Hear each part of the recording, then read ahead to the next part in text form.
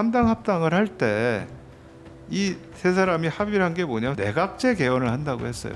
그러니까 모든 사람들이 야 우리 드디어 민주화가 됐다 라고 하고, 이제 보수가 인기가 없는 상황에서 내가 그럼 정권을 어떻게 계속 가져갈 거냐 라는 걸 고민해보면, 내각 책임제 가면 우리가 확실한 기반을 갖고 있는 데서 그만큼의 국회의원 확보하면 우린 정권 연장할 수 있어, 갈 수가 있으니까요. 그런 부분에서도 내각제 고민이 있었던 것 같고, JP가 생각하는 어떤 일본 정치 모델으로부터의 저는 내각제 고민도 있었던 것 같아요. 어쨌든 이때부터 JP는 자기 소신이 내각제 개헌인데, JP가 하고 있었던 그런 역할들이 저는 지금에서 되게 중요한 것 같아요. 자, 시청자 여러분, JP란 인물 어떻게 보고 들으시는지요?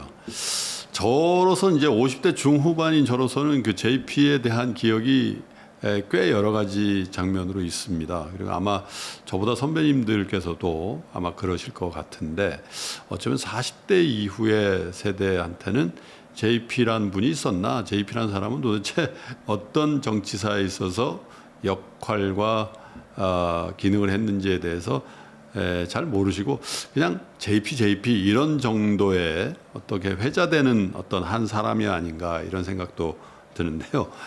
서울대 국제대학원의 박태균 교수님과 현대사 인물연구 첫 순서로 JP에 대한 얘기를 조금 더 이어가 보도록 하겠습니다. 흥미진진합니다, 교수님. 네, 저도 사실 이거 하면서 JP에 대해서 다시 한번 좀 정리도 할 수 있었던 것 같고요. 네. 그 의미에 대해서도 다시 한번 좀 짚어볼 수 있게 되는 것 같습니다. 네. 우리 정치사에 굉장히 수치스럽고 부끄러운 역사적 사실들 중에 어쩌면 유신 시절에 가장 충격적인 한 사건을 대라면, 김대중이라는 야당 정치인을 국가 권력이 타국, 그것도 일본에서 납치를 해가지고 수장을 시키려다가 어찌어찌해서 한국으로 다시, 그것도 해외 힘에 의해서 다시 데리고 오는 그런 일들이 있었단 말이죠. 이것도 JP하고의 어떤 인연이 있습니까? 그러니까 JP하고 JP가 직접 거기 관여되지는 않았던 것 같아요. 그리고 이건 어떻게 보면 국제적으로 엄청난 망신이었죠. 거리인데, 그러니까 JP가 보는 거는 사실 이 7.4 공동성명 이후에 이후락이 굉장히 7.4 공동성명으로 이렇게 올라갔다가 그 이후에 유신하고 하면서 이게 이렇게 떨어지는 과정에서 뭔가 정말 충성을 보여주려고 꾸몄던 일이 아니냐. 대통령에게. 근데 그거를 JP 얘기는 대통령 몰랐을 거다라는 얘기고요. 그건 사실은 저희가 밝힐 수 없는 부분입니다. 그래서 거의 죽을 뻔한 일이었는데, 사실 이 사건과 관련해서 중요한 거는 이 부분들이 어떻게 보면 한일 관계에서 굉장히 최악으로 갈 수 있는 그런 순간이었는데, JP가 이 사건을 일본에 가가지고 사과를 하면서 무마가 된다라는 그 당시에 거예요. JP는 직책이 뭐였습니까? 국무총리였죠. 국무총리. 그러니까 사실 JP가 하고 있었던 그런 역할들이 저는 지금에서 되게 중요한 것 같아요. 그러니까 이게 불가피하게 국가 간에 문제가 생겼을 때 이 국무총리라든가 아니면 국무총리가 아니더라도 당에 굉장히 중요한 역할을 하고 있는 사람들이 이걸 중간에서 이렇게 중재해 줄 수 있는 그런 부분들. 그러니까 사실 지금 이 사건에 연루됐던 사람들이 이후에도 다른 사건에 연루되는 경우도 굉장히 많아요. 근데 이거를 결국 해결하는 거는 JP라는 게 저는 굉장히 중요한 의미가 있다. 우리 지금 이 시대에 좀 필요한 사람 중에 하나가 이런 사람들이 아닐까라는 생각을 저는 하고 있어요. 근데 이제 당시에 김대중 납치 사건이 벌어졌던 게 이제 사실 이제 그 일본의 수도죠. 동경 한복판에서 어떤 호텔에 있는 김대중, 그때 당시에 이제 야당 지도자면서 어떻게 보면 망명객이라고 할 수가 있겠죠.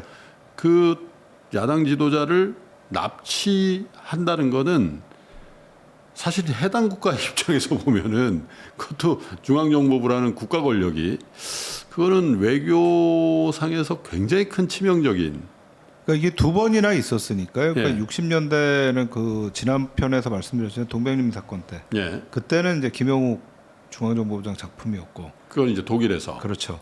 이거는 또 이제 이후락 중앙정보부장의 문제였고 예. 그래서 그 이후에 이제 신직수 중앙정보부장으로 바뀌죠. 예, 조금 유연한. 그렇죠. 그게 네. 또 이 중앙정보부장은 JP하고 또 굉장히 가까운 8기 아하. 예. 동기 또 예. 해서 또 이렇게 바뀌게 되는 이제 그 과정들을 겪게 되는데 어쨌든 우리 사회에서 상당히 좀 뭐 부끄러운 일이었지만 그래도 원만하게 해결하는 데는 JP가 굉장히 그리고 중요해요. 대통령이 저 일본에서 하도 저러니까 네.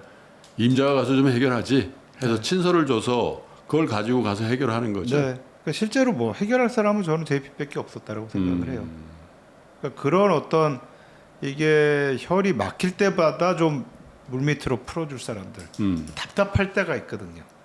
어떤 이게 사람들과의 관계뿐만 아니라 국제 관계에서도 이걸 뭔가 풀어야 되는데 어떤 계기로 풀어야 되나 이런 거 답답할 때 풀어주는 사람들 그런 게 요새는 좀 많이 없으신 것 같아요. 그러니까 나중에 이제 그 김대중 정부가 들어선 다음에도 그때 총리를 한 번 더 하시잖아요. 그렇죠. 그때도 이제 일본을 방문해서 예. 일본의 대학에 한국을 연구하는 연구소 세우는 거에 또 기여를 하십니다. 그래서 그쪽에 이제 펀딩을 좀 해가지고 일본 내에서 한국 연구하는 센터들 몇 군데에다가 또 세우시죠. 그러니까 그렇군요.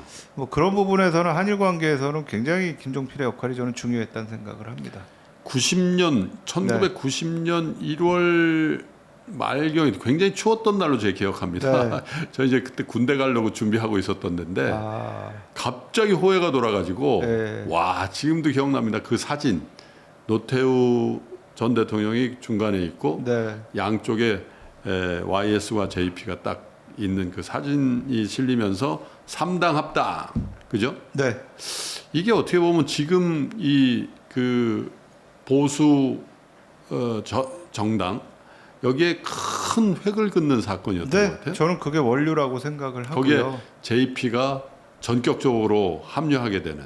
그러니까 저는 그게 어떻게 보면 한국 정치사에 큰 분수령이 된 사건이 저는 그거라고 생각을 해요. 그러니까 그 이전까지는 사실 많은 우리 사회를 볼 때에 이제 독재 정부 또는 뭐 권위주의 정부, 예. 거기에 어떤 정부 여당이 예. 한 축으로 있다면 다른 한 축은 민주화를 주장하는 야당 이 구도였거든요. 근데 이제 90년에 3당 합당이 되면서부터 구도 자체가 진보와 보수라고 예. 하는 구도로 이제 바뀌게 되죠. 그렇죠. 그러니까 이게 어떻게 보면 뭐 저는 이게 정치라는 게 굉장히 프레임이라는 생각을 하는데 예.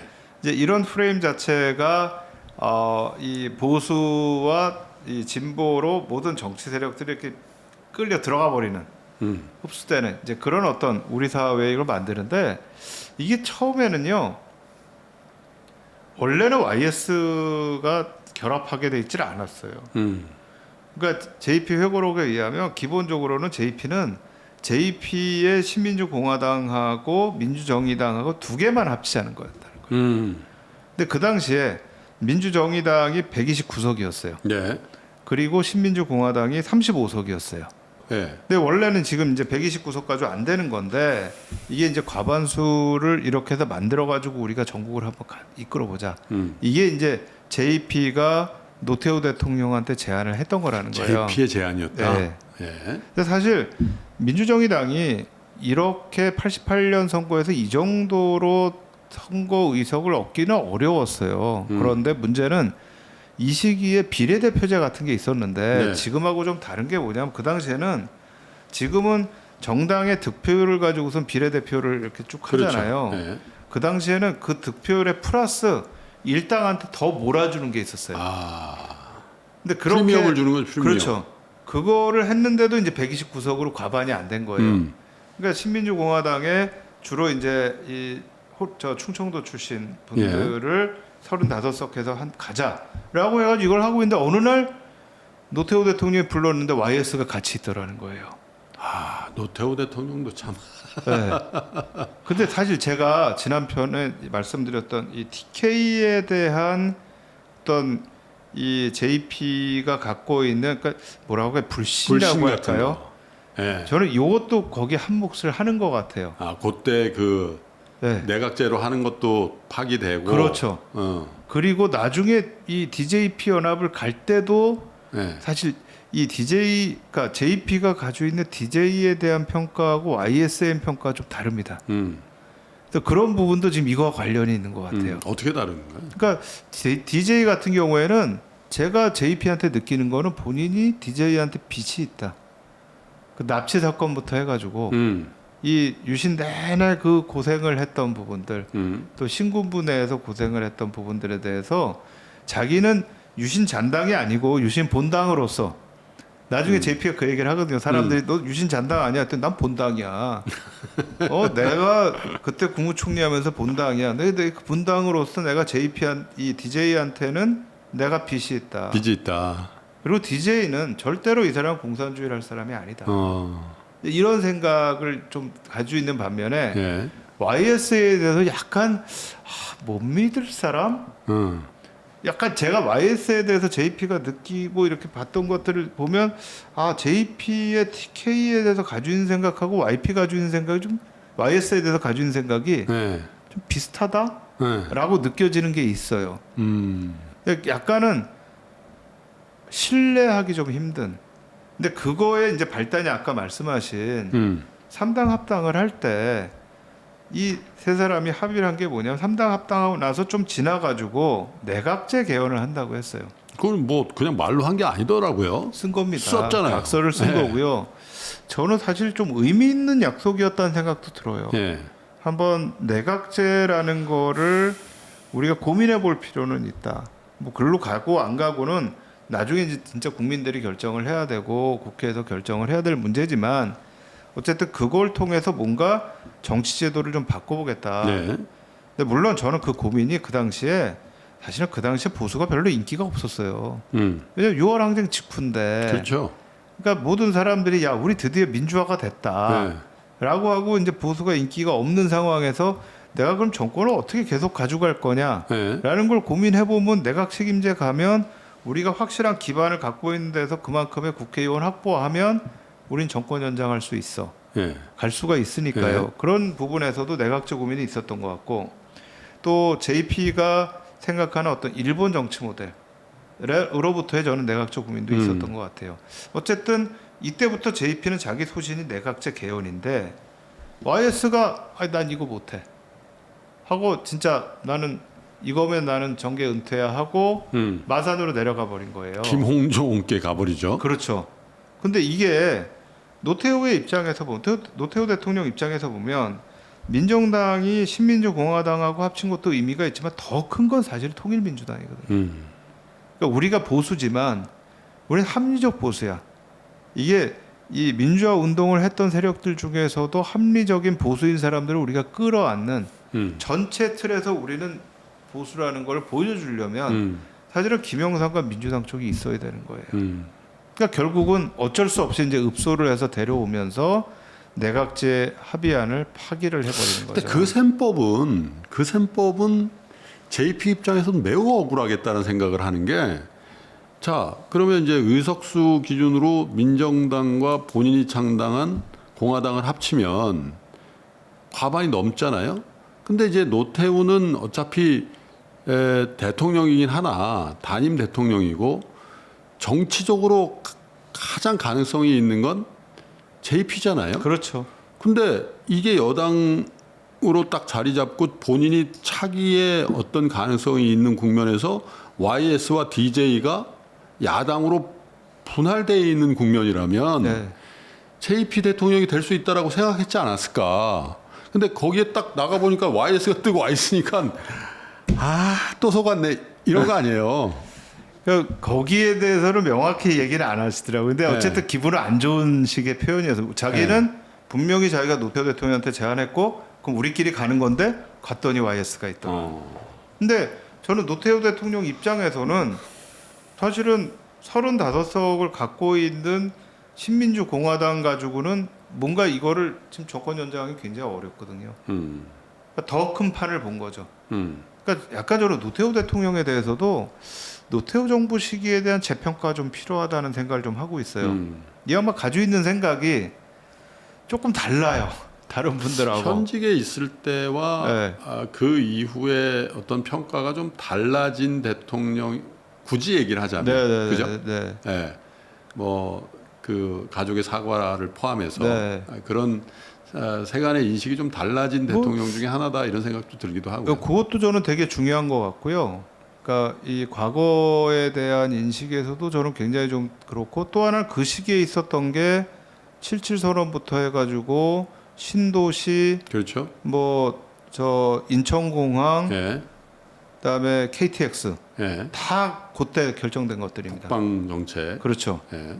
그러니까 요 부분들에 대해서도 우리가 한번 좀 볼 필요. 그때가 굉장히 우리 전환기였거든요. 또 그 기간에 뭐 대통령의 뜻은 아니겠습니다만은 우리 그 노동계의 어떤 권익 향상이랄까요? 네. 임금의 상승 뭐 이런 것들도 물론 이제 87년도의 어떤 역사적인 배경 하에서 이루어진 게오겠습니다만은 상당히 진전이 있었던. 그렇죠. 88년이 대단한 해였죠.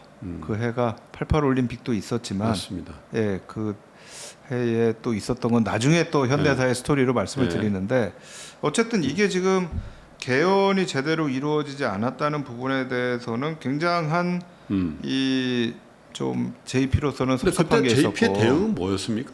그 마산으로 내려가서 칩거하고 할 때에 달래는 노태우를 보는 JP의 입장과 대응은 어떤 거였습니까? 뭐 별다른 게 없었던 것 그 같아요. 이해가 안 되는 측면이 있잖아요. 네, 별다른 게 없었고 JP로서도 그거에 대해서 어떻게 할 수 있는 방법이 없었던 것 같아요. 예. 그러니까 지금 JP 세력이라고 하는 게 그 당시에 민자당을 만들었는데 예. 그 안에서도 사실은 소수. 세 번째잖아요. 그러니까 여기서 어떤 소리를 쓸 수는 없는 상태였고 오히려 지금 이거에 대해서 남아 있는 부분들이 YS 정부에 가서 김영삼 정부에 가서 JP가 떨어져 나와서 오히려 자민련을 만들어 버리는. 예. 그러니까 이게 민자당이 깨져 버리는 거죠. 예. 완전히 깨지는 건 아니지만 민자당에서 나오면서 그 당시에 아마 신한국당이라는 게 만들어지죠. 예. 그게 YS는 JP 나오면서 신한국당을 만들고 JP는 나와버리고. 예.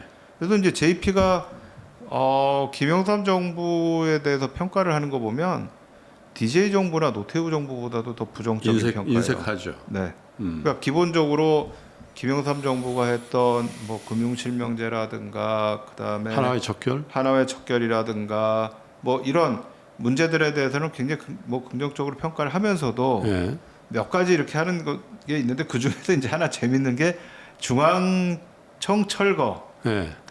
그러니까 그게 뭐 그때도 논란이 있었어요. 논란이 이게 철거하는 게 맞냐. 네. 그리고 뭐 철거를 하느니 그걸 옮기면 어떠냐. 네. 이런 얘기도 있었고 근데 JP는 굉장히 재밌는 얘기를 하죠. 예. 국기개양대라도 좀 놔뒀으면 어땠을까. 그게 또 유명한 일화가 있잖아요. 차지철이 경호실장을 할 때 네. 그때 이제 국기 하강식을 할 때마다 그 개양대 앞에 아는 사람들 와가지고 개양식에 참여하게 하고 그게 굉장한 어떤 본인이 사회를 받고. 그렇죠. 굉장히 영광의 상징처럼 했었던. 그러니까 그거라도 좀 놔두면 우리가 권위주의 정부 시대의 추억 그걸 보면서 사람들이 뭐 어떤 교훈을 얻을 것이냐라는 걸 좀 느낄 수 있지 않냐. 참 제가 보기 유신 본당다운 발상이긴 합니다만. 그러네요. 네. 그 JP하고 YS는 정말 성격적으로 잘 안 맞는 스타일인 것 같아요. 잘 안 맞는 스타일이. 것 같아요. 네. 그죠? 그러니까 오히려 DJ하고 JP는 좀 맞을 수도 있겠다. 그러니까 JP하고 DJ는요 굉장히 논리적이고 스토리텔링을 하는 사람들이에요. 근데 제가 보기에는 YS는 스토리텔링을 안 하는 분이에요. 본능대로 임하시는 분이죠. 그렇죠. 근데 또 본능이 아주 탁월한. 정치인한테는 또 그게 필요할 때가 있잖아요. 네. 뭐 언제 스토리텔링 하고 있어요? 난 여기서 딱 내가 결정해가지고 밀고 나가는 그게 또 정치인의 굉장히 중요한 정치력인데요. 그러니까 그게 어떻게 보면 제가 이제 뭐 강의할 때 그런 얘기를 가끔 하는데 YS와 DJ가 갖고 있는 정치 리더십의 큰 차이예요. 그 나중에 제가 이제 또 뭐 기회가 되면 한번 두 분의 제가 왜냐하면 이 두 분의 이 근처에 스텝으로 계셨던 분들에 대한 인터뷰를 좀 했었어요. 네. 그러면서 이분들이 이제 어떤 특징 가지고 있는가를 보면 재밌겠는데. 이게 리더십이라는 게 이렇게 중요하구나. 이제 이런 생각을 하게 됩니다. 어쨌든 80년 5월 18일 이후에 JP가 유신 시대에 어떻게 보면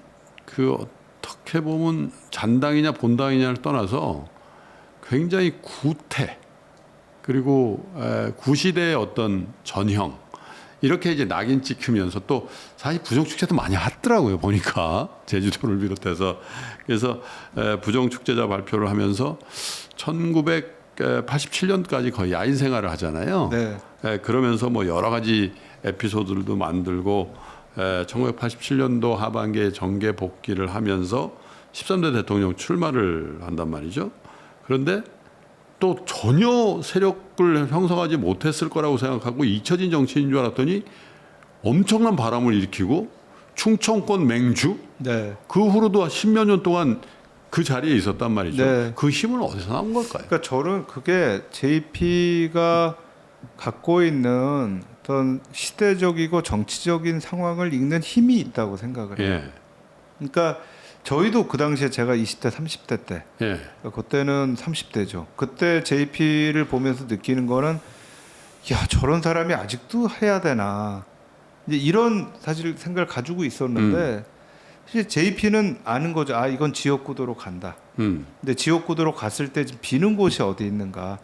이거를 저는 명확히 알고 있었던 것 같아요. 그래서 거기에서의 어떤 본인이 캐스팅 보트를 질 수 있었던. 그러니까 이게 결국은 나중에 2000년대 초반까지 JP의 힘이 계속 가는 게 네.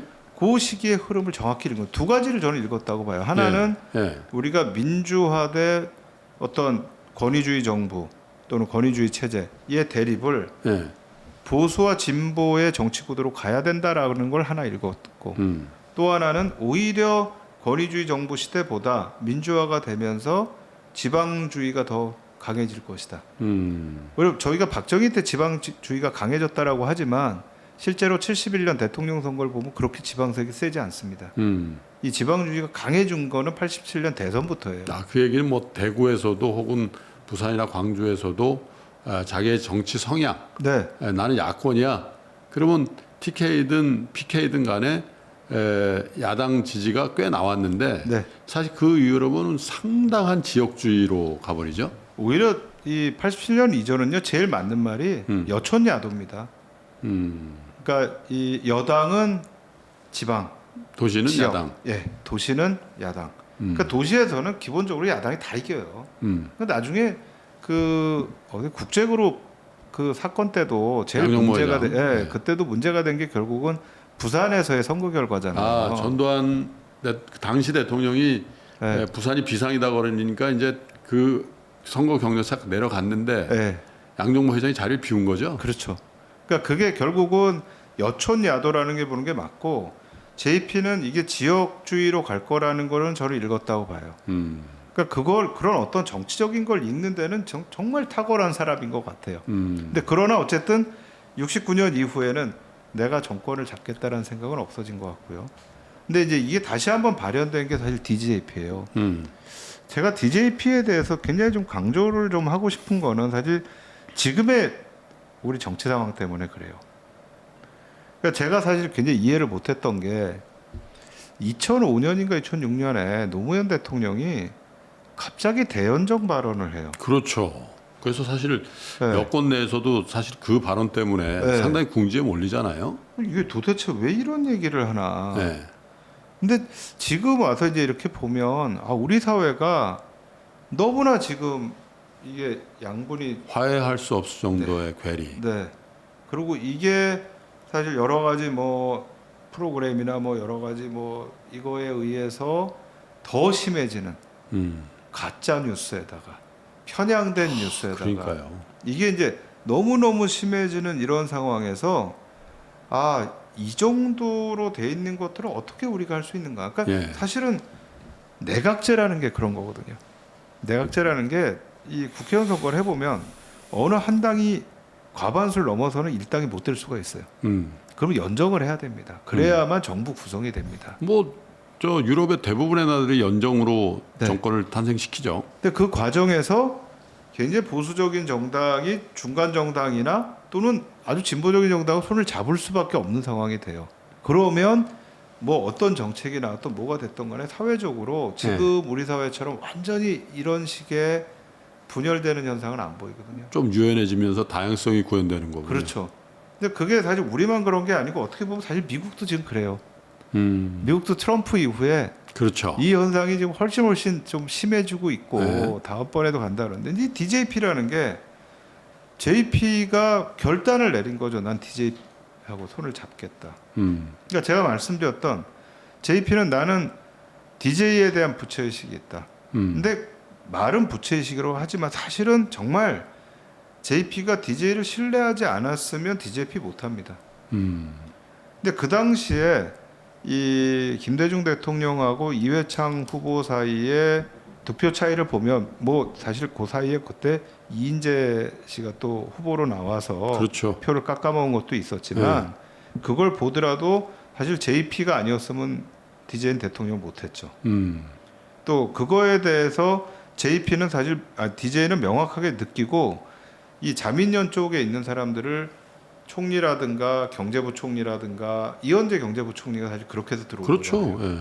이렇게 해서 이제 들어와서 같이 공동정부를 운영을 하는 겁니다. 하물며 내각뿐만 아니라 공공기관들도 장을 JP의 지분으로 인정해서 네. 공공기관마저도 사장을 JP에게 뭐 이렇게 네. 할당했던 기억이 나요. 그러니까 어떻게 보면 저희가 지금 상황에서 보면 그 당시 상황에는 야 이거 완전 야합이다.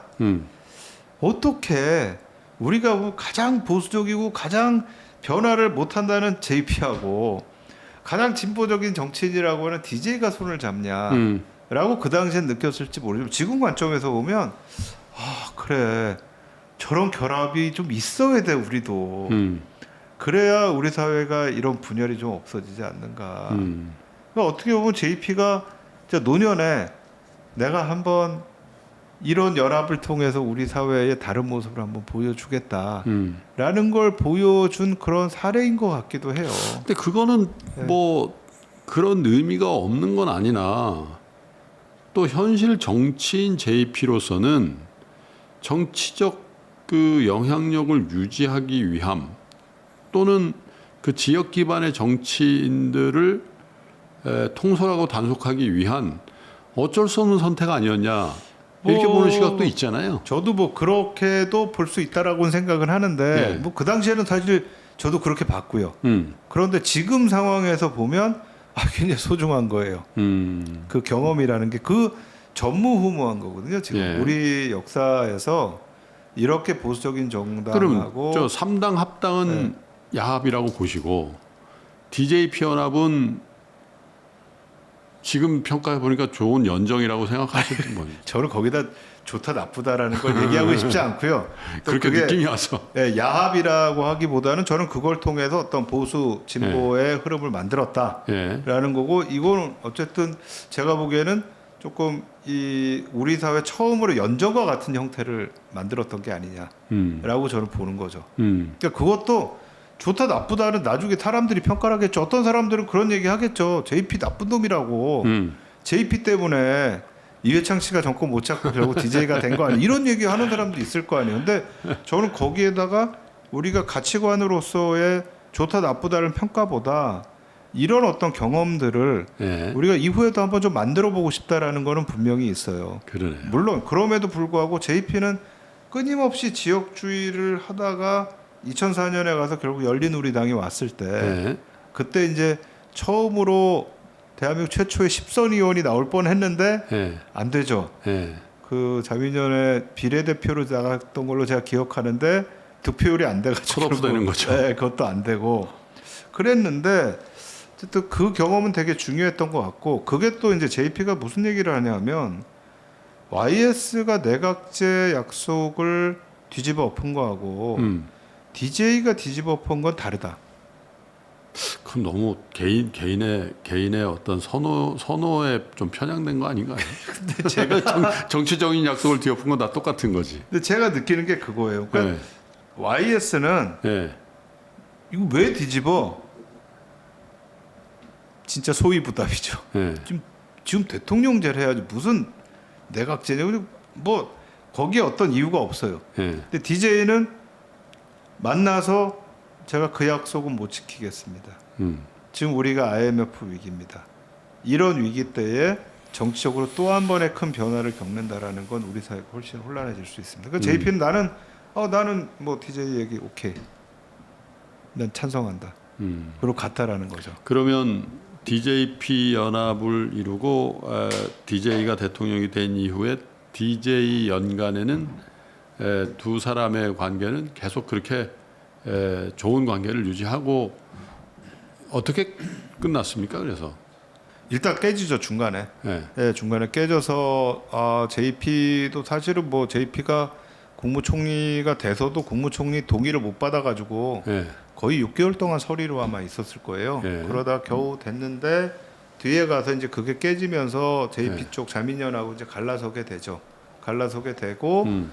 그 다음에 이제 각각이 서로 이제 대선 후보 경쟁을 다시 하게 되고. 근데 그럼에도 불구하고 JP가 뭐 이후에 기록한 거나 이런 거에 대해서 DJ에 대해서 그렇게 나쁘게 쓴 부분은 없는 것 같아요. 그러면 그 노무현 대통령이 탄생했을 때 네. 그때 JP는 어떤 정치적인 그때 자민련 쪽이었죠. 그래서 JP의 자민련은 노무현 대통령 탄핵 쪽으로 섰었어요. 예.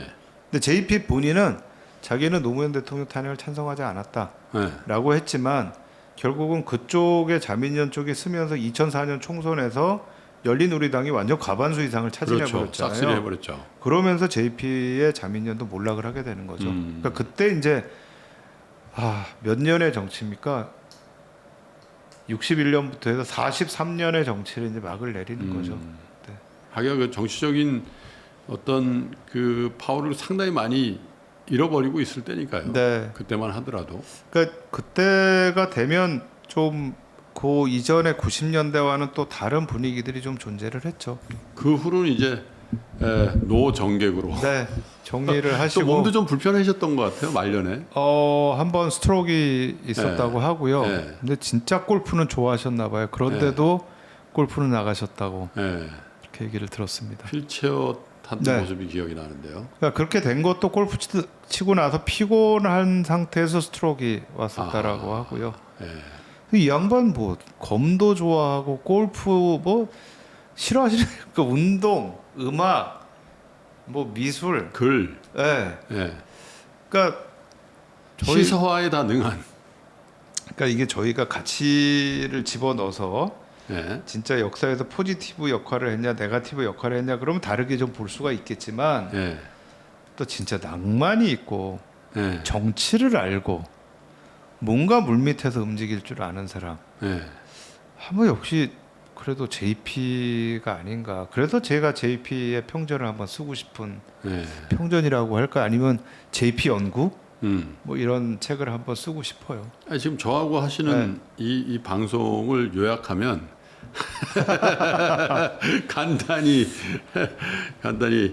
JP에 대한 평가와 더불어서 JP의 인생을 이렇게 요약할 수 있는 정리하는 책이 될 수도 있을 것 같습니다. 교수님이 기억하시는 JP는 그러면 낭만이 있고 또 물밑 대화가 가능하고 또 정치적인 어떤 지형도의 변화나 이런 거에 대해서 아주 탁월한 감각이 있고. 네, 저는 그렇게 생각하고요. 네. 단지 이제 제가 JP한테 조금 그 뭐라고 할까요? 좀 이런 부분이 더 아니었으면 했던 거는 사실 너무 울밑 정치가 많으셨어요. 투명성에서 약간은 좀 투명성 점수에서는 아주 낮은 점수를 받는. 근데 이게 사실은 투명성이라는 게 국민 여론을 움직일 수가 있거든요. 네. 근데 그런 부분들이 이제 뭐 6.3 사태부터 해가지고 이후에 여러 가지 정치 과정에서 많은 분들이 JP를 보면서 굉장히 뭐라 그럴까요? 이 표현은 맞는지 모르겠지만 뭐 인용을 하면 좀 음흉하다라는 굉장히 비밀이 많다. 이런 부분들이 굉장히 부정적으로 좀 이미지가 바뀔 수밖에 없는 부분이 어쩌면 있을 것 같아요. 그런 이미지 때문에 대통령이나 어떤 넘버원 정치인이 되지 못할 수도 있겠다라는 생각도 들어요. 그렇죠. 그러니까 오히려 저는 사실 69년, 80년 요 두 네. 기회가 훨씬 더 선명하게 네, 뭐 개혁가의 이미지라든지 네. 이런 것들을 밀어붙여 섰다라면 그죠? 서울의 봄 공간에서나 예. 그 이후로도 한두 번 더 큰 찬스가 있었을 것 같은데. 네. 69년에 만약에 이제 삼성 개헌하지 않고 JP가 됐으면 뭔가 좀 개혁적인 모습도 나타날 수 있었다. 예. 그 개혁이라는 표현이 맞는지 모르겠지만요. 그다음에 이제 79년도 그때 됐으면 뭐 대한민국의 역사 좀 바뀔 수도 있었다. 개인적으로는 좀 그렇게 보고 있습니다.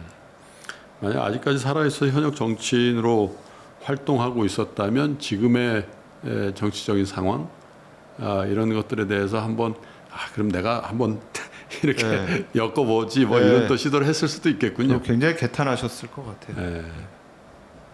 그렇군요. 뭐 정치 시스템이 뭐 대통령제든 내각 책임제든 간에 네. 어떤 형태로든 원칙은 지키되 국민들을 위해서 뭔가 시도를 끊어버릴 정도의 괴리를 가져서는 안 될 것 같다라는 그런 생각도 JP를 콘텐츠로 만들었던 서너 시간의 교수님과의 대화를 통해서 그런 생각을 좀 해보게도 되는 것 같습니다. 만약에 한 명의 현대사 인물을 더 우리가 공부를 한다면 교수님 어떤 분? 저는 한다면 사실 박정희를 해야 되지 않나 하는 생각은 있습니다. 그 우리 사회에서 그래도 제일 중요한 현대사의 가장 큰 그렇죠. 그게 긍정적이든 부정적이든 어쨌든 가장 큰 역할과 영향력을 끼쳤던 지금까지 끼치고 있는 그렇죠.